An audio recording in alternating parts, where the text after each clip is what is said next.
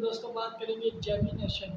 यार इस बंदे की आईपीएल के अंदर परफॉर्मेंस देखी जाए कि मिला पंजाब की तरफ से दूसरा इस बंदे का मैच था। मार्को जैक्सन की जगह इसको रिप्लेस किया गया था।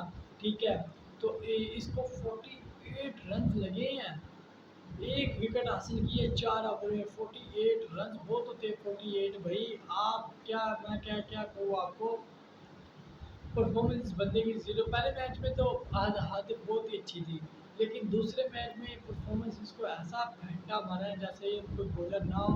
गली बॉलर और 48 रन लगे हैं। ठीक है, 12 की इकॉनमी से ये रन, तो 12 की रन से इकॉनमी के रन से ये देता रहा रन, और आराम से ये खाता रहा। अपनी टीम के लिए इतना परफॉर्म नहीं कर सका जिस तरह ऑल ओवर आरसीबी की टीम ने किया। ऐसे ही केवल पंजाब के 2-3 खिलाड़ी ऐसे थे जिनसे उम्मीद थी, लेकिन वो उभर के सामने नहीं है। चाहे मैं इस पे वीडियो कर देना।